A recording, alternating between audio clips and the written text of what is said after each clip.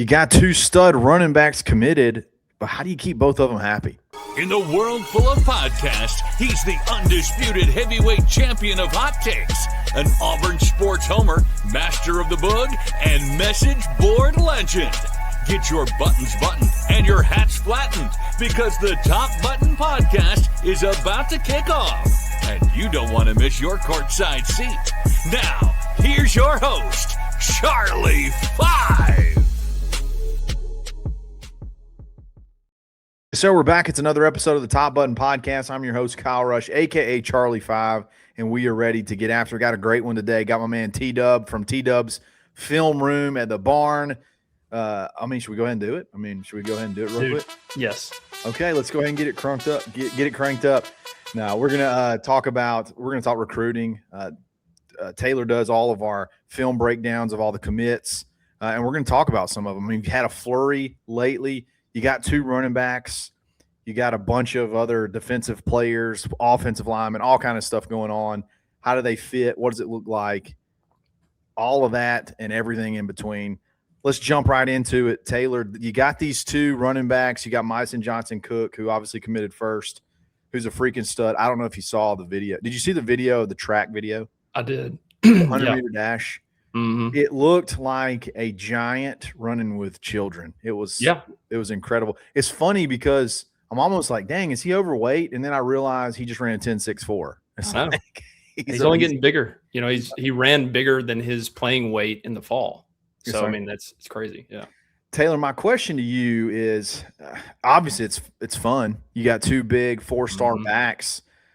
How does this thing work? Like, I know Golesh has had a history of, like, when he's been able to rotate, but, like, how does this thing work when you can keep them happy? It's a good question. So I think one part we were talking a little bit before we jumped on, not having Byron Brown is going to be a big piece of this. Yes. Because I went through last season, all right, and I'll do this real quick, but basically Boise, Florida, Miami, like going through their schedule, you had 7 carries, 6 carries, 6 carries, 7 carries, 15, 12, 14, 7, 7, 17, 11. All right. So what that is the carries for the running back. So the leading rusher in carries for the running back position each game.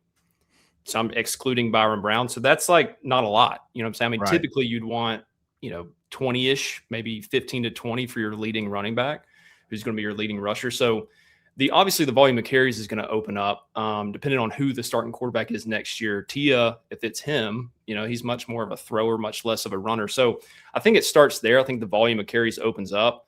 I will say, just in looking at Golesh's offense, you don't see a lot of like two running backs on the field at the same time.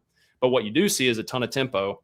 And with tempo, you got to keep them fresh. So you may have a drive here and a drive there where, this is a Myson drive and this is a, somebody else drive, right? So I think all those kind of factors play into it. The other interesting thing here is, just within the offense, the 3 losses USF had last year, the leading carry getter from the running back position had 7 or fewer carries. So whether that's like a microcosm of like, they're not just turning around and giving it to the running back, or that's just like the offense isn't clicking as well when the running back isn't touching the football. I think, you think about the Tennessee days, especially when Golesh was OC and they were really clicking, they had a ton of carries from the running back position. Right. And I think that's what it looks like. And I think you got to keep them fresh. I think you'll have a drive here and a drive there, and I think they'll kind of alternate. I think that's typically how they'll do it. So when you look at Myson Johnson-Cook and you look at Kingston Miles, everybody always thinks, when you think of like a 2 running back tandem, you think thunder and lightning. But this guy, they're like kind of both for each one. Like they're both thunder and lightning because they're both big guys and they both have really like big top end speed. Like I was kind of shocked on some of those highlights that you had of Kingston when he can put his foot in the ground and get north. He can go, man. So I was like, does one of them have a different skill set than the other? I am not good enough to identify if one's going to be better at something than the other. Do you see a difference in their game where it's like this guy can excel at this and this guy can excel at that? Not a ton, to your point. I think you laid it out well. Their frames are pretty insane. Kingston right now is 6'205" verified. he's going to play at 215. I mean, you can see him on film, like he can fill out his frame a little more. Think about how Jeremiah Cobb came into what he is now. I mean, it's totally different. Obviously, Myson Johnson Cook's like, I think I read somewhere he might be 240 like right now. So he looks 6'3", like 230-ish. So both of these guys are on the bigger side, definitely the taller side. And I think it's literally just, and they both catch the ball pretty well. So I really think it's simply going to be, we have the opportunity to have interchangeable guys that have like different skill sets, but not to the extent that we put them in the game. Like think about the Gus days. You'd always have your route guy.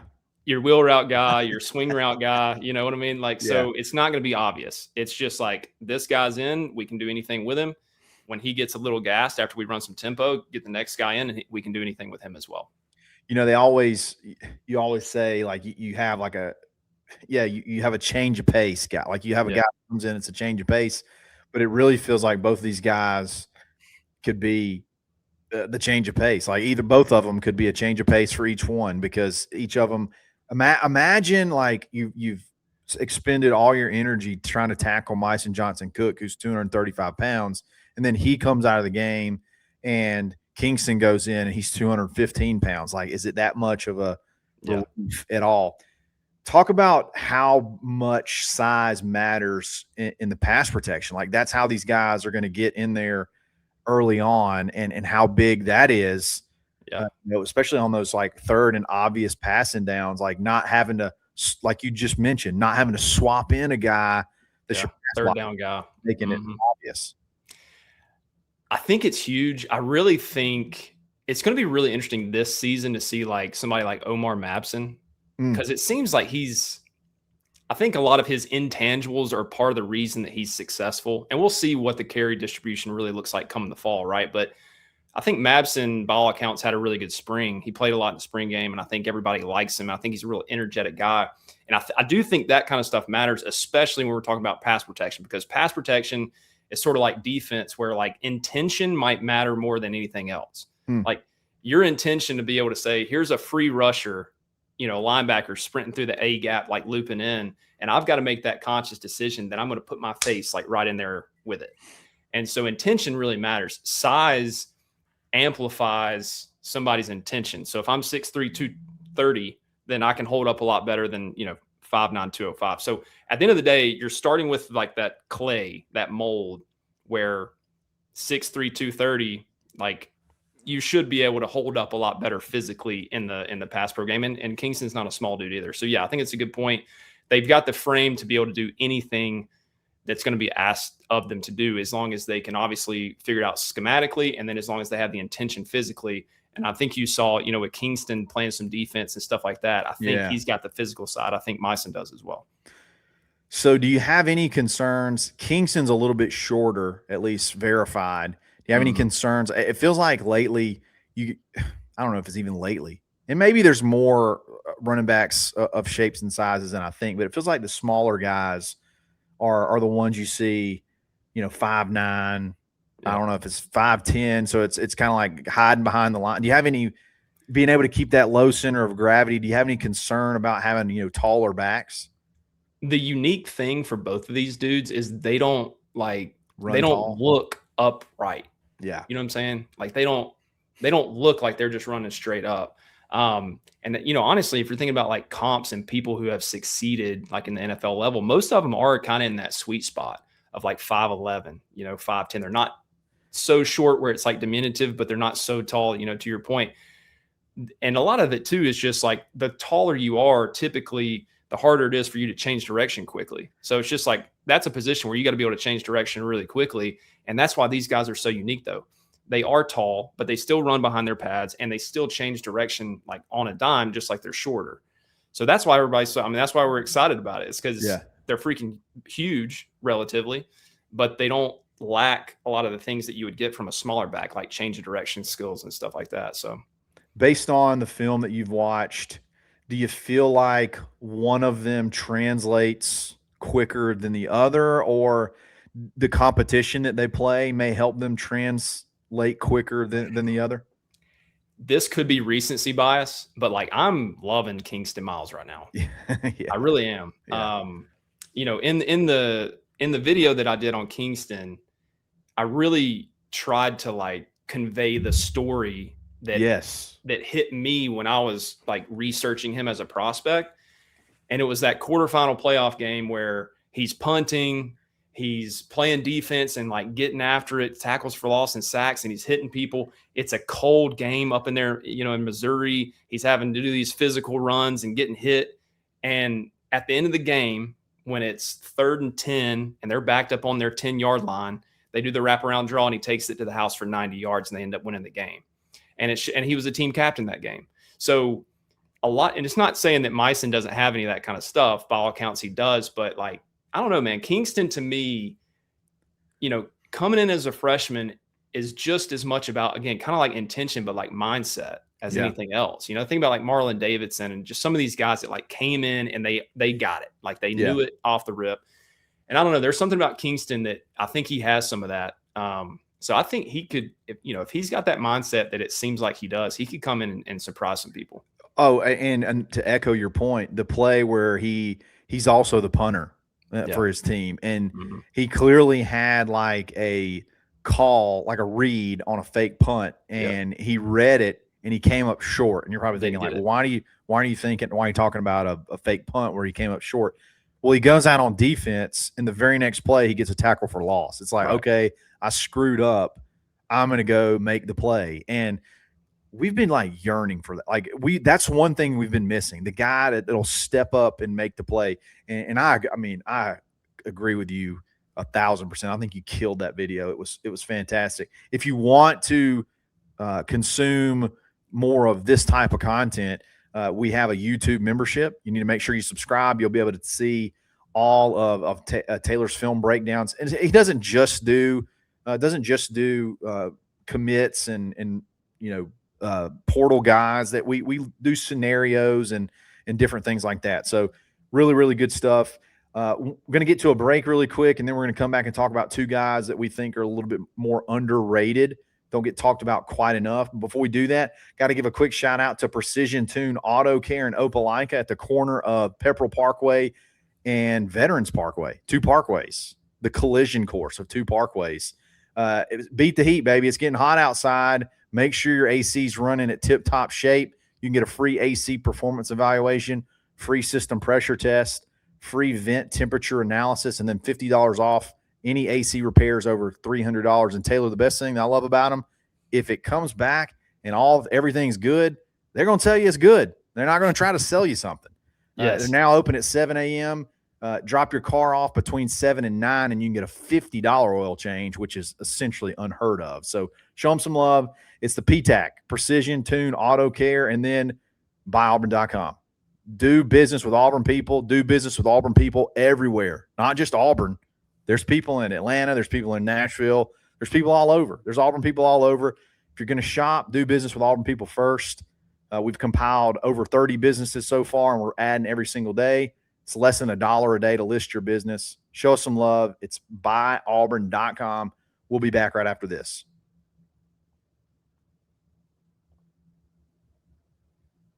You picked out two guys that you feel like are a little bit underrated, or maybe we're not talking about quite enough. I think the first one's a wide receiver. I'm going to turn it over to you. Tell us about, I guess we only have one wide receiver right now, but he is underrated.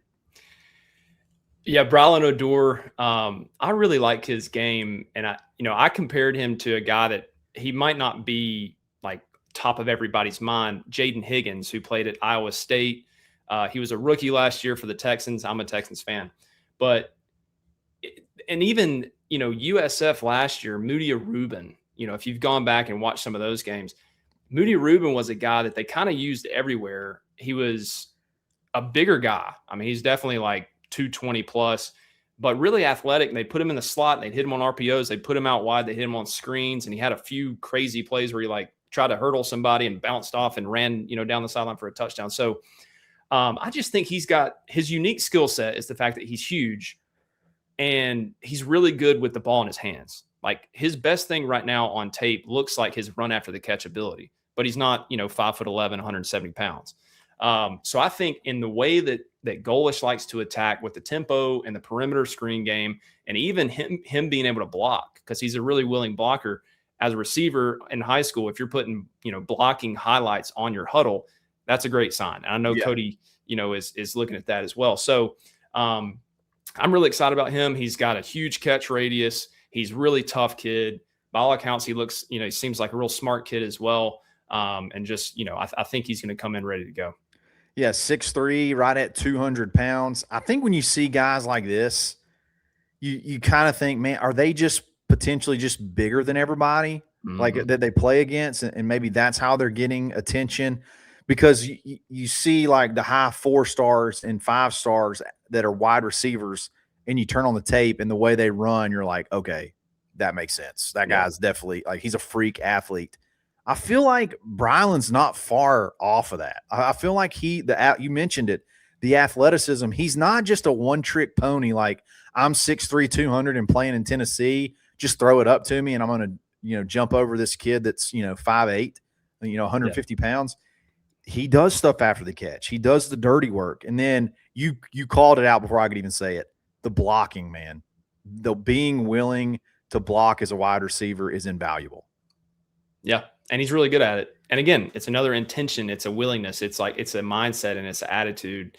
And, he's already got it on tape. I heard an interview with him where he was mentioning, he was talking about his blocking, and it's something he takes pride in. And that's huge. And look, again, Cody and Golesh and these guys, they're not going to recruit guys without having that conversation.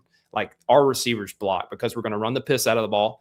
And then we're going to run our tempo stuff, and you got to block for your buddies when we hit them on the perimeter screen, because it's going to come back around. We're going to hit you on a perimeter screen, and they're going to have to block for you. So it's a huge part of Golesh's system. I love it, man. I love it. I feel like you're probably going to add at least one more wide receiver to the class, but man, I think Auburn's stole one here. Let's just say that. I think he stole one here in Bryland, and wouldn't shock me if, this summer when he camps, and now that he goes to camps as an Auburn commit and he gets more eyes on him, wouldn't shock me to see his ranking go up, because he's borderline. Like, he's almost a 4-star anyway. Like, he's a very, very high 3-star. Hit me with your second one. This is funny because this is literally, I think he's one of my favorite players in the class. Yeah, Nash Johnson out of McEachern. I mean, and when you see McEachern, it's like, all right, I'm paying attention. Check. You know what I mean? Yeah, check. Okay, so so we know the level of competition's there. We know that, I've been over to their facility, and it's really great. That like there's a focus on it. The development's even there right now. The one thing I touched on in the video as well is he's got the highlight that you probably saw on Twitter if you haven't seen, our breakdown of that really physical play. He's kind of playing that field flat. He comes up, hits the dude, fumble. They pick it up and score in the spring game. His body looks noticeably different from the spring game to last fall. Yeah. And so that's like trajectory up. That's a great sign. Again, the willingness and like the intention to be physical at the corner position. You think about all the corners that we've had, even just recently in Durkin's system, they have to be physical. Like, they have to help 100%. In run support. They have to help nowadays anyway with the perimeter screen game and all that kind of stuff. But then the last thing with Nash is just like freaking, you got to have confidence. You cannot play corner when you're going to line up man-to-man. And I think he's going to be a boundary corner with his size. He's going to be lining up against the Cam Colemans. He's going to be lining up against the most physical, the biggest guys in the boundary. That's just typical football. And they're going to press him up, and they're going to ask him to jam that large receiver off the line and stick on his hip. And when he has the end breakers, lay out and tip the ball and be physical and help out the run game. And you're going to get beat. Like, at corner, you're going to get beat from time to time, and you have to be able to just wash it, come back to the next play, and have just as much confidence in the next play than you did, previously. And he has that, man. So I love that kid. I love the way he plays, and I can't wait to see his fall highlights as well, because I think it's going to be even better. One of the plays on his highlight that I like high IQ guys too, like guys that know ball. Like, you can tell, I can't describe it as well as you, but essentially he clearly had responsibility for one particular receiver and noticed that, another guy was breaking, and he knew that based off of film study or whatever, he knew where the ball was going. So he was able to come off of it and make that play. Stuff like that to me is invaluable. Another thing about him, and I know you have the same kind of eye whenever you see things like this. When you watch a guy, the way they run, you just know they're an athlete. Yeah. Like you can be fast and not be athletic. Yeah. And then you can be not so fast and you can be an awesome athlete. I don't think he's going to ever run, a 4.3, 40 as a corner, but he's so athletic and he can turn his hips and change direction so well. You don't have to. You don't necessarily have to. And I think his athleticism is going to be something else that's going to be huge, a huge asset on the field. 100% agree. I was trying to make this point in the breakdown video for Nash, and I don't think I really got there, but there are so many examples. Like Smoke Monday is a really good example, but even like a Jamel Dean and Carlton Davis and some of these guys, I mean, even on a totally, unrelated position, like a Connor Liu, there's guys who okay, everybody knows about him in the cycle. Like Smoke was a great example to me. Everybody knows about him in the cycle, in the recruiting cycle. They're from a state like Georgia where everybody pays attention. These guys. Nash Johnson is a former Alabama commit. Yeah. Miami was going after him, right? Like this is not some 3-star that people in this region didn't go after. He's playing at McEachern. Everybody knows who this dude is. And it's like, why, how is this dude a 3-star? I'm watching him make plays. And yeah, I think it is what you said. And I kind of try to make this point where it's like, he's a 2nd-round pick. That's what he is. He's a 2nd-round pick. But 2nd-round picks are starters in the NFL. They're great in college. They can be great in college. 100%. And even if he doesn't actually get to be a 2nd-round pick in the NFL, we've had success with really good football players making plays at Auburn that maybe don't translate to the NFL because they don't have the elite traits like a 4.3 40. But man, he's physical and he knows how to play ball, and he's going to be a good player. I love it. Taylor, man, I appreciate you jumping on. We got to do this more. We're going to do this more. We're going to talk recruiting a lot more. We're going to talk about film breakdowns, all kind of stuff. I want everybody to run right now and go subscribe to the Barn YouTube page, the premium membership, where you can go check out all of Taylor's work because it's freaking awesome. I still can't get up. The Kingston video just gave me chill bumps whenever I was watching it. So that's my favorite one so far. Guys, thanks for listening. We will be back again very, very soon. It's another episode of the Top Button Podcast. Stay buttoned. Thanks for listening, and drive home safely.